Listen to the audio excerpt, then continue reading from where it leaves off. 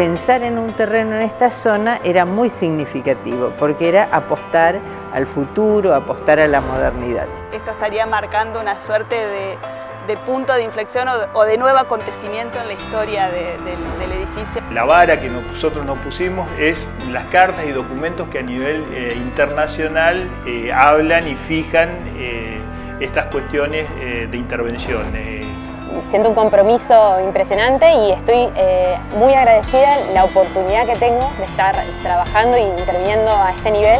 Y el lugar que por ahí también nos dan la oportunidad como para hacer lo que nos gusta.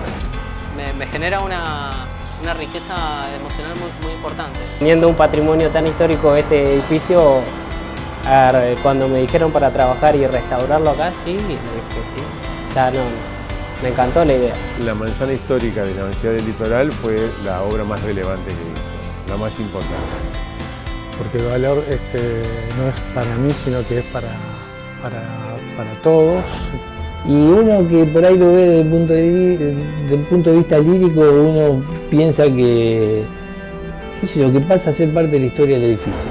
Y a la distancia sí, ¿no? A la distancia uno ve que es parte de la historia de esto, ¿no?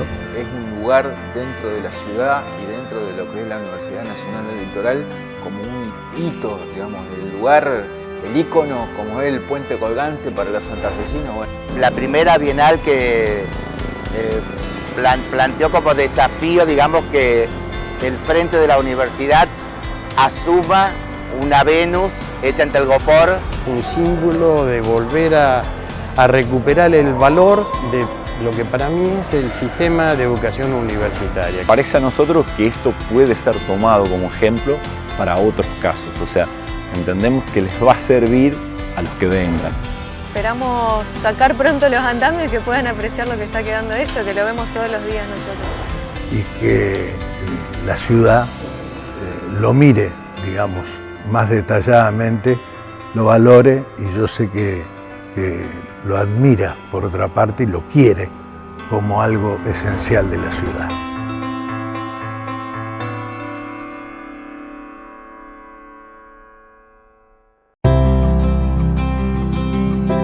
Pensar en un terreno en esta zona era muy significativo, porque era apostar al futuro, apostar a la modernidad.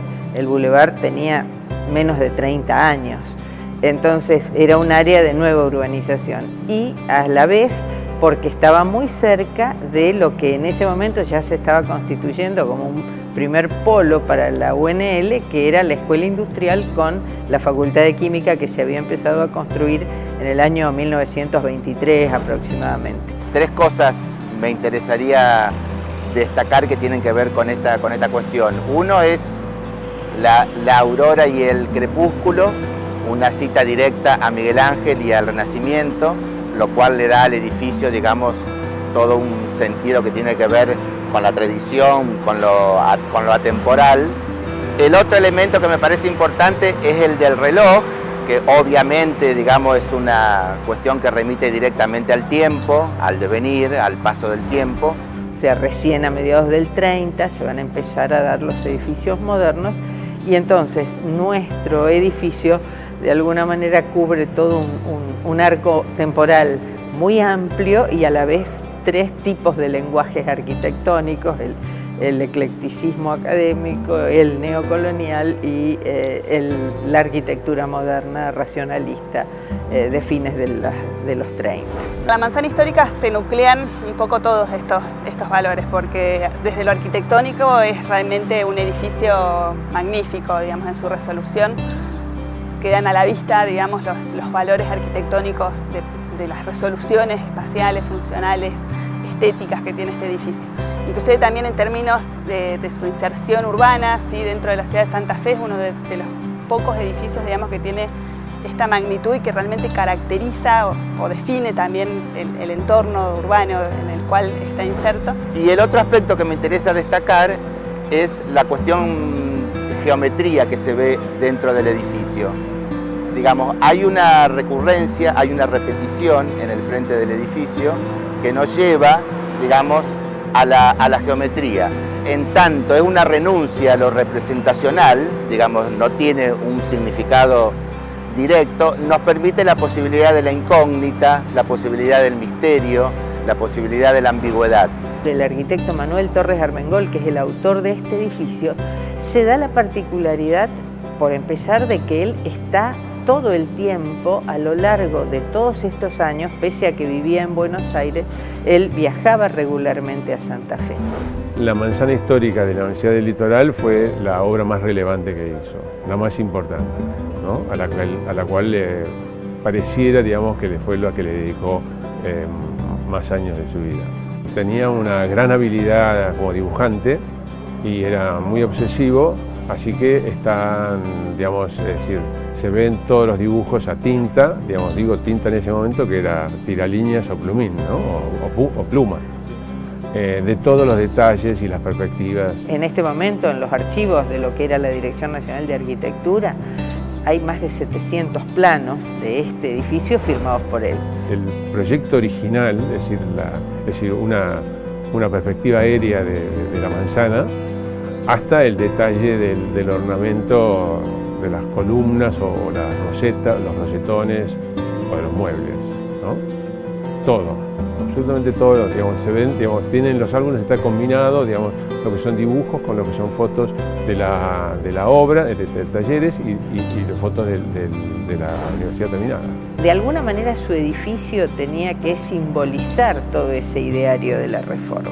Entonces, no es casual, no es accidental que aparezca un eje tan marcado donde por encima del lugar de ingreso, por encima del pórtico de ingreso, aparezca el Consejo Superior como el máximo órgano, digamos, de representación de ese poder de la universidad reformista, ¿no? Realmente al momento de encarar una obra de restauración sobre un edificio patrimonial y más aún con un edificio que tiene declaratoria de monumento nacional, lo que prima por sobre todo es poder conservar esa autenticidad del bien que tiene que ver no solamente con las cuestiones estéticas, ¿sí?, de la apariencia, sino también el conservar esa materialidad, ¿sí?, original del edificio. En ese sentido, el buscar soluciones técnicas que de alguna manera sean respetuosas de la materialidad preexistente y que la materialidad que se vaya a incorporar sea compatible, ¿sí?, en términos físicos, químicos, para poder asegurar que aquello que se está haciendo hoy se conserve y se prolongue en el tiempo la mayor cantidad posible. La realidad que estar acá en el Gran Splendid, para mí siempre ha sido emotivo. Recuerdo de venir a ver películas y estar mirando todos los detalles y orgulloso de estar en una obra que te había hecho mi abuela, ¿no? Y lo mismo, es decir, esto que leí en el diario ayer, que va a ser el primer debate va a ser en la Universidad del Litoral, realmente, es decir, es realmente muy emotivo.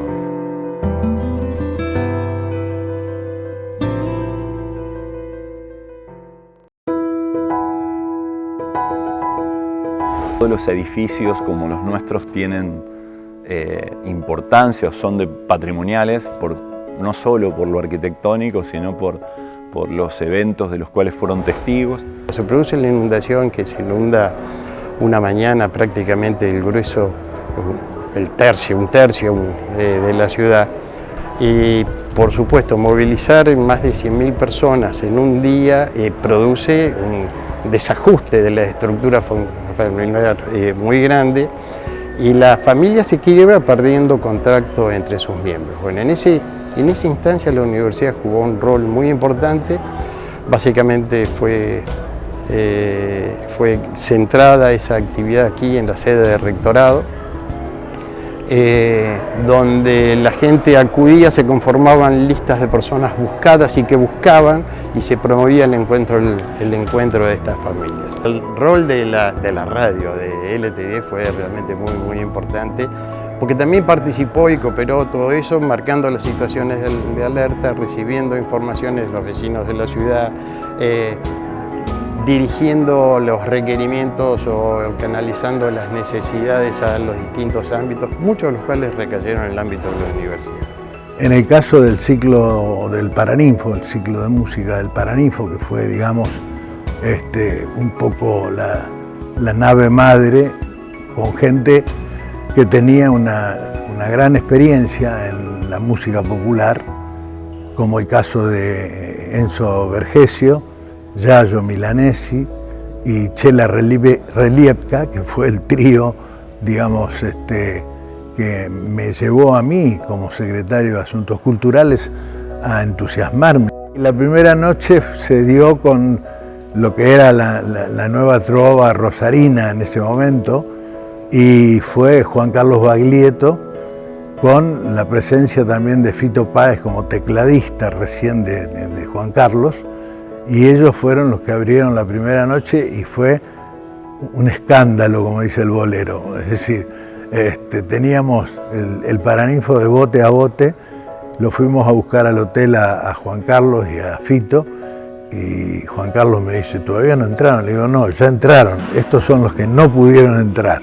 Y ahí empezó una larga historia sobre la posibilidad, la generosidad de Baglietto, que nos ofreció hasta hacer 2 recitales para que todo el mundo pueda ver el arranque de ese famoso ciclo que después los músicos en Buenos Aires lo comentaban y todos querían venir al ciclo del Paraninfo. La reforma de la Constitución, un desafío para nuestro equipo que era muy joven, yo tenía apenas 30 años cuando tomé ese desafío, y lo que hicimos en su momento también con el equipo técnico que teníamos fue primero pensar en una propuesta que pueda albergar la cantidad de convencionales constituyentes que tenía el programa de necesidades, que eran 305. Lo que más me llamó la atención fue el cambio, cómo se cambió todo el interior del Paraninfo, porque vos ya entras al Paraninfo y te vuela la cabeza el techo, la iluminación que hay. Y cuando yo vi que lo estaban remodelando, que estaban cambiando el nivel de la estructura del piso, que no tienen las inclinaciones que estamos acostumbrados a ver en la actualidad, o como es el Paraninfo clásico de nuestra universidad. Y entonces fue un cambio total, digamos, como que usaron la superficie, pero lo adaptaron a lo que fue la Asamblea Nacional del año 57. Por ejemplo, en el centro estaban todo el bloque justicialista, a la derecha, no del frente, sino visto del frente, a la izquierda estaba Alfonsín y todo el grupo de radicales, en el centro estaba todo el bloque justicialista y del otro lado estaban los demás bloques. Sobre todo los partidos del resto del país, por ejemplo los neuquinos, los cordobeses, estaban por ahí, algunos integrados con sus propios partidos, pero en otros hay gente que la verdad cuesta identificar. En ese momento pensamos en la instalación del primer tablero digital que hoy forma parte del Congreso de la Nación, hoy se está utilizando actualmente. Fueron una de las primeras intervenciones de ese tipo, con lo cual fue un desafío enorme. La primera bienal que planteó como desafío, digamos, que el frente de la universidad asuma una Venus hecha en Telgopor, digamos, que significó un diálogo muy interesante a nivel de materiales, a nivel del tiempo, digamos, dialogar una cosa absolutamente contemporánea, como es el material, como es el Telgopor, digamos, con un edificio, digamos, con tanta tradición clásica. La labor de extensión, que siempre tuvo fuerte presencia aún en los documentos constitutivos, digamos, desde que nace la propia Universidad del Litoral, pero también en una nueva forma de comunicación y de contacto con la sociedad a partir de los procesos de vinculación y transferencia tecnológica, donde también hemos liderado, creo, la gestión universitaria en nuestro país.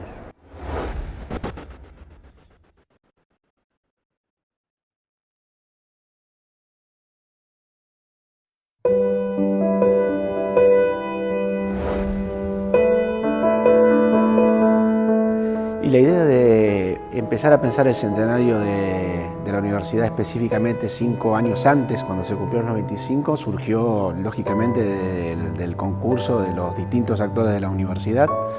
En ese momento encargamos un trabajo muy importante que hizo la profesora Piazzesi al frente de ellos, trabajando con Romina Quipes de la Dirección de Comunicación, en un libro que contara la historia de la universidad en sus 95 años. Y eso era un poco el puntapié inicial en camino al escenario, que ya estaba próximo. Hay una frase muy buena de Hannah Arendt que dice que los acontecimientos son la ocasión que ilumina el propio pasado, o que son el motivo para iluminar el propio pasado. O sea que medio que es inevitable recorrer la historia cuando uno llega a estos acontecimientos que, si bien están instituidos, porque 100 no es distinto de 101, de 110, pero tiene un valor simbólico.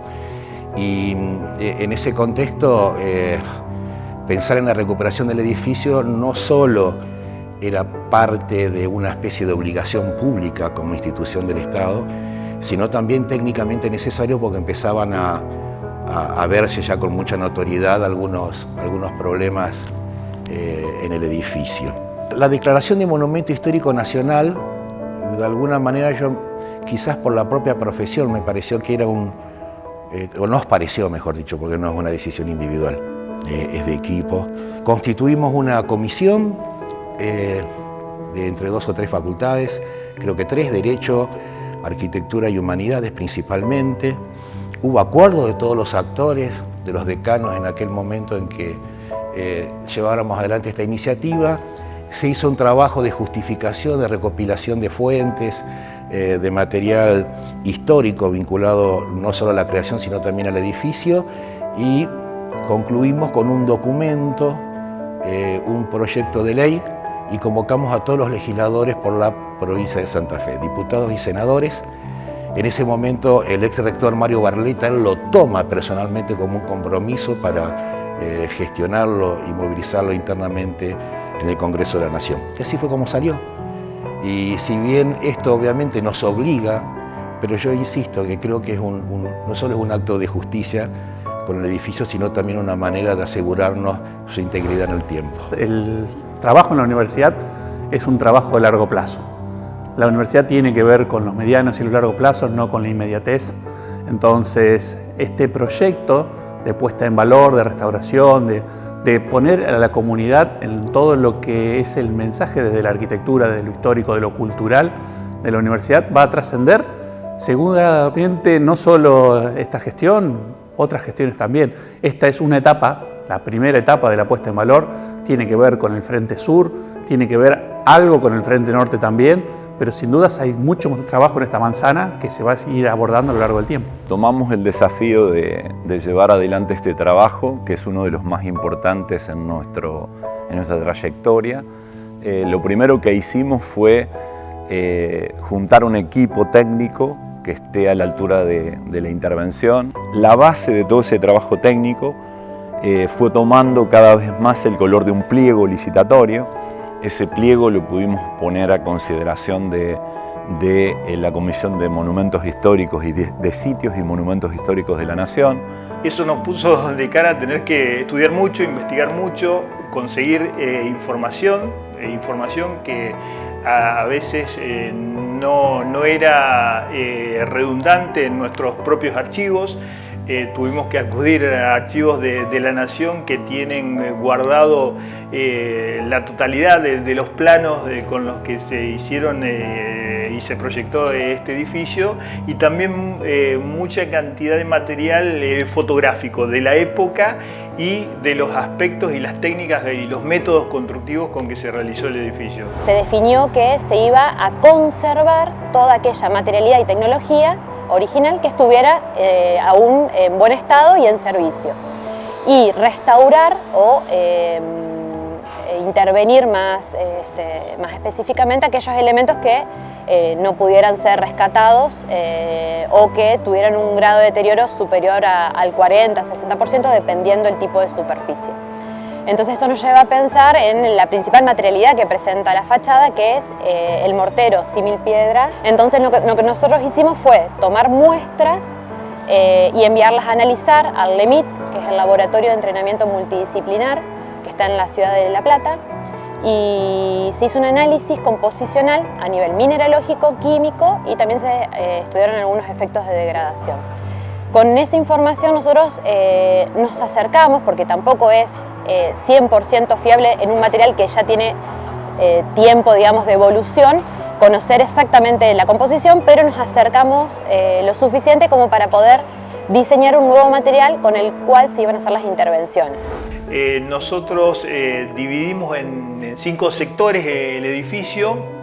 Un sector, el más importante es el sector central, que es donde se accede a la universidad, de ese pórtico de acceso tan importante y donde están concentrados la mayor cantidad de los ornatos. Y lamentablemente era el más afectado por el deterioro del paso de los años. Después teníamos los extremos, que digamos, están conformados por los elementos que parecen torres en las esquinas, y la parte media. Es una tarea artesanal, y todo aquello que es artesanal no está estandarizado, no es repetitivo y no es idéntico.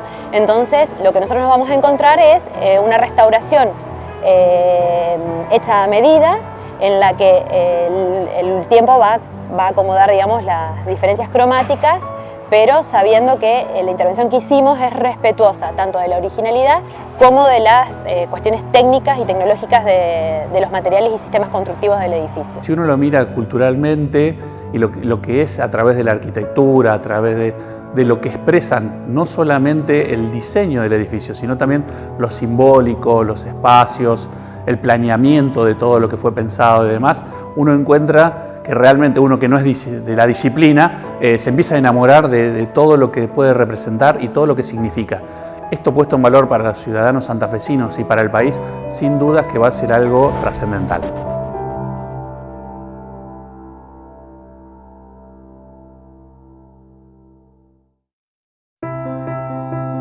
Se relevaron 398 ornatos. Por supuesto que algunos ornatos se repiten porque el edificio es simétrico, entonces hay, por ejemplo, pilastras o basamentos, capiteles que son idénticos de un lado que del otro. El criterio para recuperar estas esculturas es, sobre todo, consolidar y recuperar las volumetrías y las formas existentes.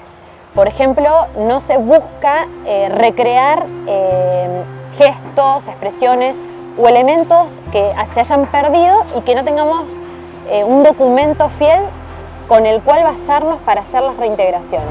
Ya por enero empezamos haciendo relevamiento de los ornatos originales para ver qué estaba faltando, qué se podía restaurar en el lugar o qué hacía falta restaurar en el taller como pieza nueva. Entonces tenemos que dibujar los planos en AutoCAD, básicamente. Para eso me valí, digamos, de una habilidad que tenía dormida, que es el dibujo del croquisado. Entonces empecé a croquisar los ornatos en el lugar y de esa forma fui como aprendiendo, digamos, cómo funcionaban, cómo es el diseño, que es un diseño exquisito que tiene cada ornato.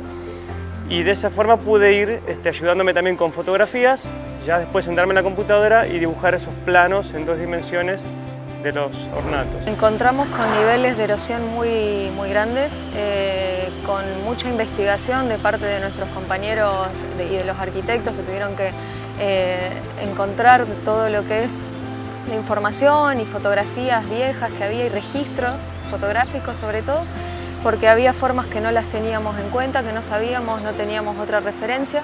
Entonces hubo que muchas cosas, digamos, redundar en el pasado, por así decirlo, para encontrar y hacerlo lo más fiel posible, que es lo que siempre intentamos hacer. Estoy haciendo lo que se llaman medallones, que son personajes históricos que tienen la fachada, y este es el único faltante que hay, así que hay que hacerlo desde cero. Estoy trabajando con arcilla en este momento, pero comúnmente trabajamos con yeso.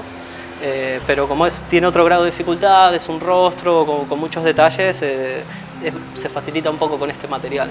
Estuve estudiando los otros medallones y hay algunos que tienen un desfasaje, como por ejemplo las narices un poquito más torcidas, para que el observador, desde donde lo vea el punto de observador, sí lo corrige el ojo automáticamente. Entonces tienen esos desfasajes, los rostros tienen como otra dificultad. Al elaborar un molde tiene que agarrar una copia, repararla bien y después mandarle silicona.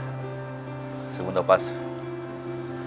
Y tercer paso, el contramolde. Eso, sacando esa pieza ya puede elaborar todas las copias. Y bueno, y lo último que hacemos en el procedimiento con los ornamentos es el velado, que es lo que estoy haciendo yo acá, que es la finalización de la figura, y si nos encontramos con alguna parte que hay que redefinirla, se hace también. Y me toca la tarea de las terminaciones, hacer, qué sé yo, la parte de los balaustrales, las columnas, más que nada agarrar pilastras, paredes, mármol, todo lo que sería tema de terminación, las pinturas, retocado de cosas, todo lo que vendría a ser la terminación de obras son las que me mandan a hacer a mí. El Grupo Escultórico Central, la alegoría al día y la noche, solicitábamos que sí o sí la intervención la realizara un escultor o un restaurador con experiencia. Estaba totalmente deteriorado, el búho está por debajo del pie de la noche y a su vez estaría apoyado en un rulo que sería el camastro, un sillón que representaría. Bueno, toda esa parte no existía y nos sirvió mucho la documentación original y se hizo conforme a eso, se hizo las dimensiones, la morfología y todo se hizo conforme a lo que teníamos, ¿no?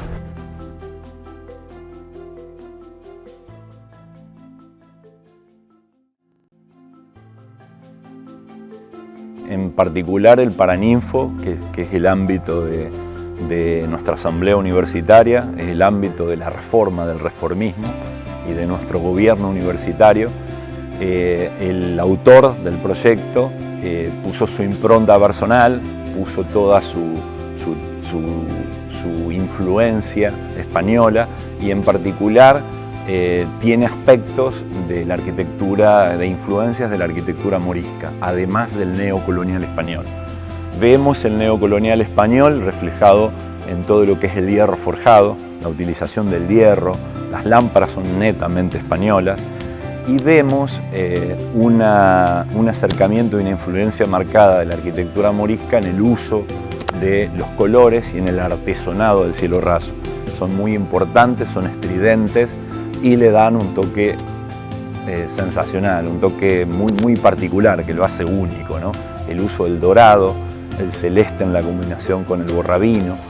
Para eso se hizo todo un cateo de la pintura original, se volvieron a fabricar los colores y lo que se va a hacer es retocar solo los lugares que fueron afectados por el paso del tiempo. Es una obra muy impactante, sobre todo por las dimensiones que tiene.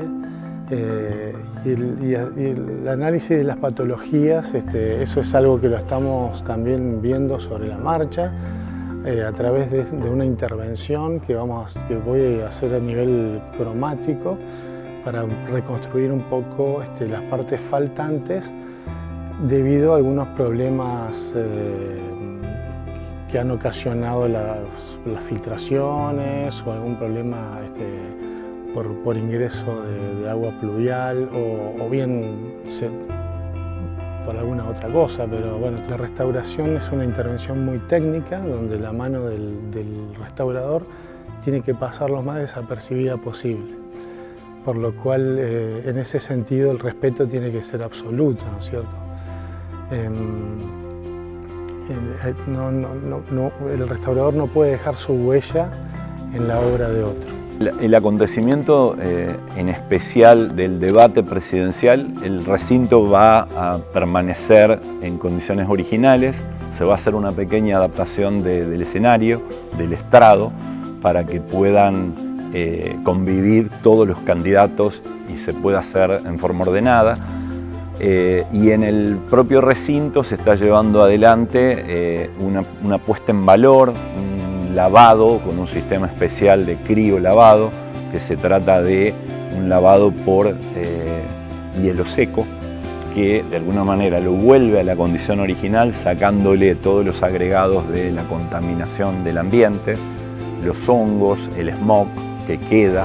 Hoy con toda esta nueva sensibilidad, con esta, sobre todo también capacidad técnica que se está adquiriendo, ¿sí?, desde los equipos profesionales que tiene la universidad, sin duda también se va a encarar todo otro proceso que a futuro va a hacer que nunca más se vuelva a llegar al estado de deterioro que tenía el edificio previo a la intervención. Seguramente se implementarán planes de mantenimiento que harán que bueno, esto que en pocos meses esperemos se pueda estar inaugurando, pueda ir manteniéndose en el tiempo de una manera mucho más cuidadosa y respetuosa del edificio. Estamos aplicando técnicas y métodos que, bueno, que fueron utilizados hace mucho tiempo, a lo mejor con materiales distintos o modernos, pero que tienden a asemejarse y estar en mucha proximidad con el material original. Santa Fe está haciendo, yo creo que está siguiendo un poco el camino de eso, y creo que es importante recuperar todos esos edificios que son históricos y bueno, seguir los lineamientos y los pasos como algunos países de Europa lo están haciendo, ¿no? Cuando uno la recorre, puede ver los talleres, puede ver la pasión con lo que cada uno de los artesanos está trabajando, no solo en lo que hace a la puesta en valor del frente o cada uno de los ornatos. Entrar al Paraninfo y encontrar a una persona que está pintando el techo del Paraninfo, haciendo los colores en el lugar, como si fuera casi Miguel Ángel, ¿no? Los pone a uno lleno de orgullo de lo que los universitarios podemos hacer. Entonces ese balance y ese compromiso nos lleva a tener que redoblar esfuerzo, a ver las formas en las cuales podemos hacer viable todo, y nuestra responsabilidad es hacerlo.